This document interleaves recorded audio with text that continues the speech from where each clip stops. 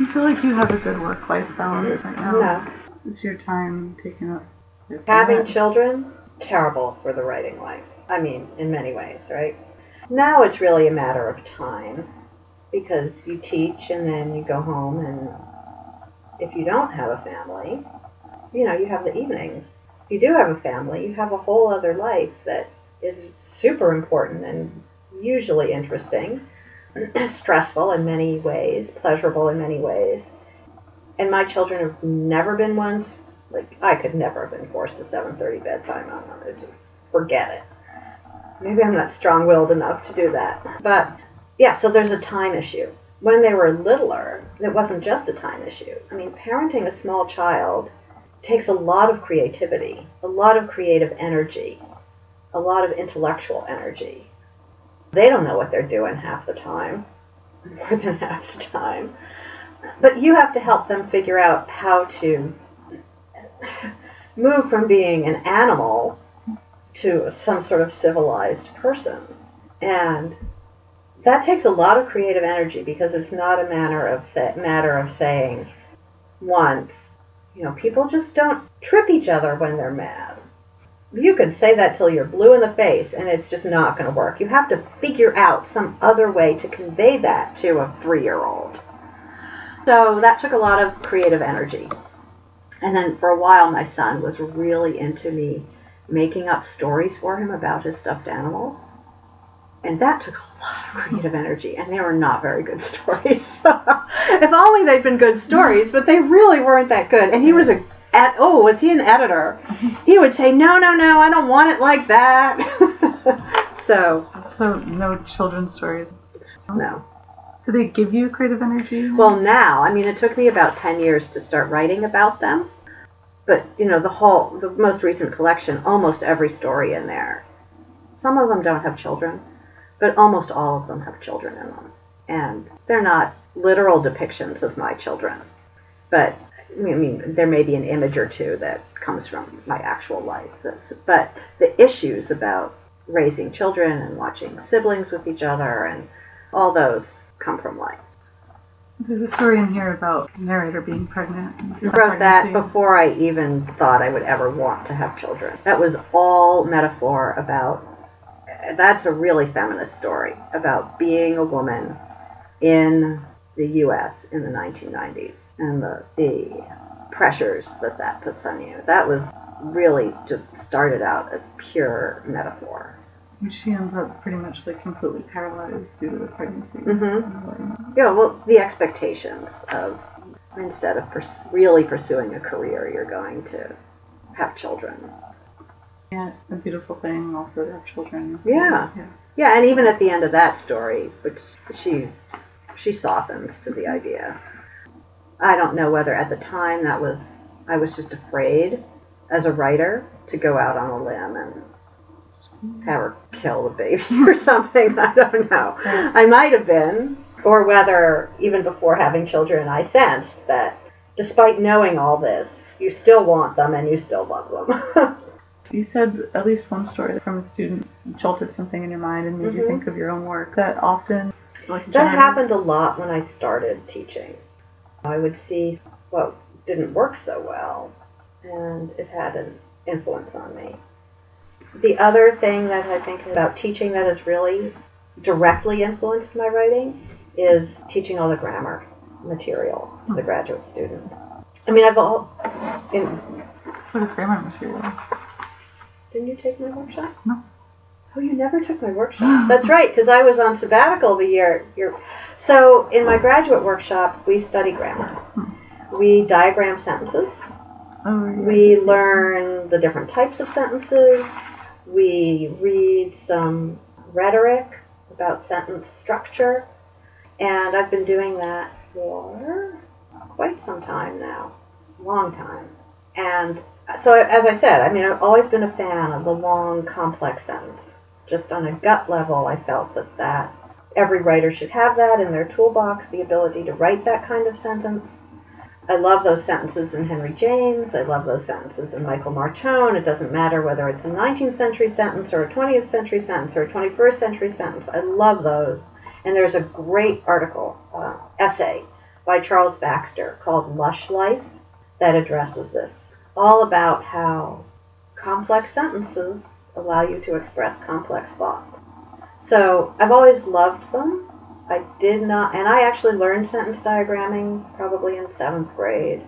And I started teaching this because we had a contest judge, the graduate program at one point said, the content of this material is really interesting, but the prose of these graduate students is like really limited, and they don't sound professional at all. I was like, yeah, you know what, he's right. What can I do to change this? What are the issues here? And frankly, the issue is that students just write short sentences that all begin with a subject, almost all the time.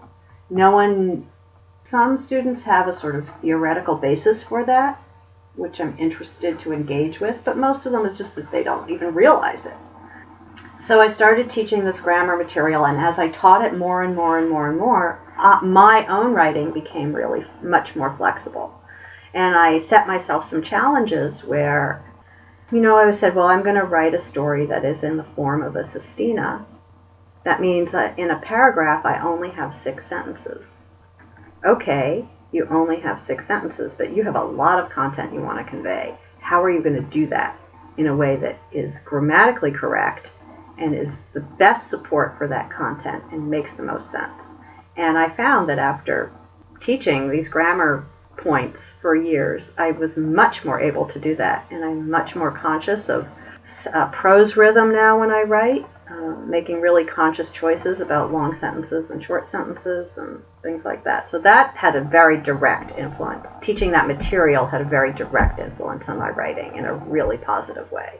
Occasionally there are students who are working on, specific students working in a specific way that opens my eyes or encourages me to try things. So you feel it's generally good for your writing to be teaching? It allows you to research things? I would say a lot of the time, especially with the undergraduates, though I shouldn't say this. I'll just give you one story. Years and years ago, I was teaching novel writing, and it was a great class, full of really, talented, hardworking, lovely students. But they're undergraduates, and I came in one day, and we hadn't started yet, and they were all talking about how they had just read something by Conrad. I don't know what it was. And my first thought was, they're getting to read Conrad, and my reading time is spent reading them. So most of the time, am I learning something directly from teaching at this point? Not really, because I've been doing it for almost 25 years. Mm-hmm. But it's very pleasurable. Are you able to get a lot of time with your teaching schedule that allows you just to take time off to write? I had a sabbatical, and I took the whole year. That was great. I never teach in the summer, so I get more work done then, but there's still like family stuff and vacations and things like that, so I have time in the summer. And then once or twice a year, I usually take 5 or 6 days, and I go off by myself somewhere, to Friday Harbor usually, and write. And that's a very productive time. Which is what you just did recently. Yes. And over the years, I've gotten much better at using the little bits of time I have while I'm teaching, especially if I'm just teaching one class during a quarter, figuring out what sort of writing I can really accomplish in those smaller bits of time. So I guess you assign exercises pretty regularly to writing students. Do you give yourself exercises? I'm absolutely wedded to the idea that constraint breeds creativity rather than the opposite. So I constantly give myself exercises. I didn't at the beginning. I didn't understand that. It would just be, oh, this is an interesting idea. Let's see what happens.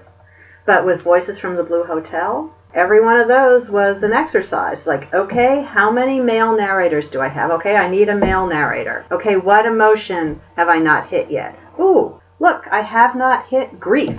Okay, male narrator, grief. Ooh, rock and roll story. Let's write an auction booth. So those were assignments. Those were exercises. And in the most recent collection, it's even smaller, right? So that they're almost all those stories were the shorter, some of the longer ones, this isn't true, but the shorter ones in the newest collection are based on poetic forms. So that was every time. It's like, okay, what if I do a haiku cycle? What constraints will that put on my writing? And how am I going to deal with that? or I think you mentioned in one of the questions you showed me the 5-paragraph essay one. Right. Yeah. You knew you were going to write it in 5. Yes, because my son, I think I started thinking about that when my son was in 6th grade, so a few years ago now. And he was being taught how to write the 5-paragraph essay, which I never learned to do myself. So I thought, because he was fighting it. So I thought a lot about the stupidity of that form, what that form is good for, and I thought, what if you had to write a story in the form of a 5-paragraph essay? What would that make you do? So that was really fun. Really, really fun. Because I knew it was going to be in this collection. It had to be about family. And there had to be a thesis statement. And there had to be 3 body paragraphs. And there had to be evidence. And then there had to be a concluding paragraph that sort of restated the thesis, but in a slightly different way. It's always the most frustrating part of trying to write one of those essays, right? So some ways the stories in the collection are about the taboos of admitting to feelings about family that you are embarrassed about or that you feel you shouldn't admit to. Like the end of the whale skeleton story where the woman abandons her ancient brain-addled father in a museum, right? So I thought, well, here's one. We're gonna tackle the fact that sometimes, as a parent, some parents prefer one child over another. My daughter has a friend in a family with 3 girls, and they do it overtly and purposefully. They'll say, "You're my favorite daughter today," and then they treat that one like a princess that day. Whereas in our family, of course, we never do that. We say, "You're our favorite son. You're our favorite daughter. We're really lucky. We just have one of each," right? So anyway, so in the 5-paragraph essay story, it's like, okay, well, here's the woman. She's going to prefer one child over the others. Okay, I have to have 3 paragraphs in the body. So I'm going to compare her favorite to the other children. Okay, she needs to have 4 children. The form of it meant that this woman had to have 4 children. And then what sort of evidence does a story provide? So it's used, the first thing that comes to mind is, vivid sensory detail. Good, and that's going to be in your upcoming collection? Mm-hmm. Yes. Are there pieces that are also as short as that? There are pieces that are shorter than that. Oh, wow. Yeah. Do you write every day? Do you have a time and place? I never have. And I know that real writers are supposed to do that. I think we get fed you must wake up at 5 and write for 2 hours before you do anything else. But I really don't believe that works for everyone. I'm not a morning person. I never have been. I can barely get myself out of bed to do 2 sun salutations before I have to wake a child up. So, is that a yoga thing? Yeah. Which I've been trying to do recently because it really does improve my mood. But that's tough. That was never going to work for me. And I'm the sort of writer where I need a lot of lead-up time to actually get anything done, which is bad. I'm not saying this is good, but it's just a fact. So I can spend ages doing the dishes, checking my email, sharpening pens, whatever the equivalent is of sharpening pencils, right? And you can beat yourself up and say, bad, bad, bad, bad. That is bad. Don't do that. But if you need to feel like your plate is cleared, if your phone bill needs to be paid today, and you're the sort of person where that's the first thing you need to do, you need to do it. Making yourself sit there and write while in the back of your head you're like, if I don't do this now, I'm going to forget to pay the phone bill, is not productive. I know that about myself. So it works much better for me to have big chunks of time rather than a little chunk every day. But that's really not practical. So I've really tried to figure out, and it took me a long time after having kids, 10 years, where I was very, very unproductive in terms of writing, to figure it out. And it's finally a combination of saying, okay, family, I need to go away for 5 days so that I can really focus. To be able to say that and do that, and then the kids were finally old enough that was really workable.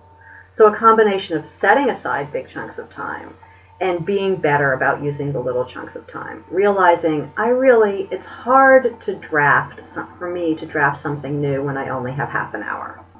But maybe there are parts of some sort of revision I can do in half an hour. So I do try and fill the little pieces of time better than I used to, but I don't have a set time.